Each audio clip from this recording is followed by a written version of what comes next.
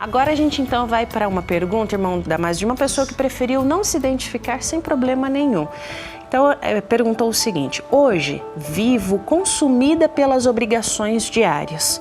Como não perder a disposição para trabalhar por Jesus, tendo uma rotina tão exaustiva? Na verdade, essas são três perguntas em uma só, né? O primeiro ponto que nós separamos é a exaustão com a falta de disposição. Há um trecho do Evangelho, segundo Mateus, capítulo 6, versículo 25, no qual o Divino Mestre diz: não andeis ansiosos pelo dia de amanhã, o que comeremos, o que beberemos, o que nos vestiremos. Às vezes a gente fica tão ansioso com as coisas. Não estamos falando de uma patologia, porque a ansiedade é uma doença. É a pessoa sofrer antecipadamente com o que vai ocorrer. E aí é preciso, em muitos casos, a busca de auxílio médico, terapêutico, para que a pessoa possa vencer a ansiedade. O mundo mudou de tal forma, a gente há de convir, que há muito tempo, vou dar um exemplo, meu padrinho há 35, 40 anos morava em Londres, na Inglaterra. Eu mandava carta para ele e demoravam 15 dias, 20 dias para chegar e para ele devolver mais 40, 50 dias entre uma coisa e outra. E hoje a gente conversa instantaneamente. Várias coisas surgiram para encurtar o tempo, para que a gente aproveitasse mais o tempo. Porém, nós ficamos tão ligados o tempo inteiro, só nas redes sociais, os smartphones. Quem viveu a época que o telefone era um bem e que era difícil você comprá-lo, hoje a gente vive uma realidade em que você faz tudo por um celular. Que maravilha é isto! É importantíssimo. Mas você já reparou que parte das pessoas não se desligam? E tudo aquilo que surgiu para nos gerar mais tempo, às vezes nós nos vemos consumidos e pela falta de tempo. O carro, o avião, tudo isso foi para ganharmos agilidade. Mas às vezes a gente vai criando tantos compromissos dentro da nossa agenda porque a gente quer fazer tudo numa velocidade cada vez maior. E aí é preciso, meu irmão, observar o que anda lhe consumindo. Porque a falta de disposição está ligada com uma agenda muito cheia. Às vezes a gente tem tanta coisa para fazer e que a gente quer resolver tudo. Será que tudo aquilo precisa ser feito naquela hora, naquele instante, naquele dia, naquela semana, naquele mês? É pararmos para pensar: como está a minha agenda da minha vida? Jesus diz no Santo Evangelho, eu vou recorrer aqui, na Bíblia Sagrada, segundo Mateus, capítulo 11, versículo 28. Ele diz assim: vinde a mim, todos vós que estáis cansados e oprimidos, e eu vos aliviarei. Mas, irmão Damásio, eu vou até Jesus, eu leio o Evangelho, mas eu continuo exausta ou exausto, sem tempo, sem disposição.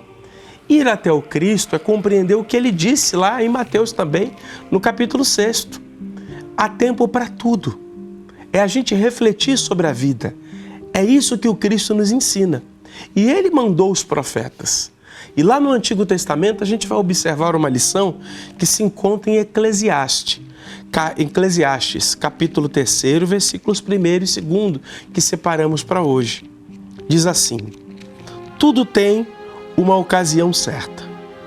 Há tempo certo para todo propósito debaixo do céu. Aqui já é uma reflexão. Há tempo certo. Tempo para estudar, tempo para trabalhar, tempo para cuidar do lar, tempo para descansar. A maioria das pessoas, às vezes, esquece que essa é uma questão importante. Quando a gente não descansa, o cérebro não consegue funcionar bem no outro dia, a gente aumenta os níveis de cortisona no organismo e aí a gente fica mais tensa, mais tenso, irritadiço. O corpo precisa de 7 a 8 horas de descanso para que nós consigamos ser produtivos e não percamos a memória, não esqueçamos as coisas. Mas quantas vezes a pessoa vai para a cama e está com o celular? Aí eu vou ver essa rede social, vamos ver o que está acontecendo. Será que esse é o tempo? As telas, elas prejudicam e não nos deixam quando a gente usa em demasia. Que eu uso as telas todos aqui as usamos, elas são importantes. Mas na hora de dormir é hora de descansar, porque a luz azul prejudica e a gente acaba ficando com o cérebro mais agitado e demoramos para dormir.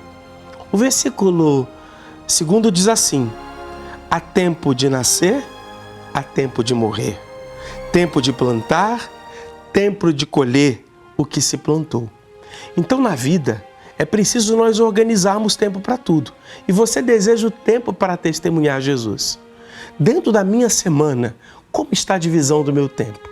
O que eu tenho feito para equilibrar essa balança que a gente sabe que não é fácil? A gente vive com tantos desafios, não é verdade? E que nem sempre a gente consegue parar para planejar. A gente vai fazendo. Mas que tal primeiro parar para planejar? Do meu tempo na semana, quanto eu dedico para descanso, para estudar, para estar com a família? Quantas vezes a gente está perto, mas está longe? Está dentro do mesmo lar, às vezes no mesmo cômodo, cada um com um celular. E às vezes multitelas, né? É o tablet, o celular, a TV, a gente consegue estar conectado em várias plataformas. Mas a gente se esquece de se comunicar com quem está do lado. Oi, Jéssica, Deus está presente, tudo bem? Irmã Franciele, Deus está presente.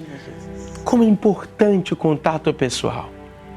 Como é importante a gente refletir e dedicar o tempo para aquilo que é importante. Na década de 80, num dos jornais de São Paulo, eu não vou dizer o nome porque ele teria que fazer uma oferta aqui para a Comunicação 100% Jesus, né? Vou fazer uma divulgação gratuita. Eu ainda residia no Rio de Janeiro e utilizei muito, na época eu trabalhava fazendo treinamentos, né? E aquela matéria me chamou muito a atenção, porque entrevistaram um enfermeiro que cuidava de pacientes terminais num hospital em São Paulo. O nome dele é Osmar, nunca esqueci esse nome. E perguntaram-no o que aqueles pacientes em estado terminal diziam a ele. Eles não diziam que estavam arrependidos pela casa que não comprou, pelo carro que não trocou, pela viagem que não fez. A maioria dizia o tempo de qualidade para cuidar e estar com a família. Nós precisamos ter esse tempo também para testemunhar Jesus. Aí você vai me perguntar, mas como?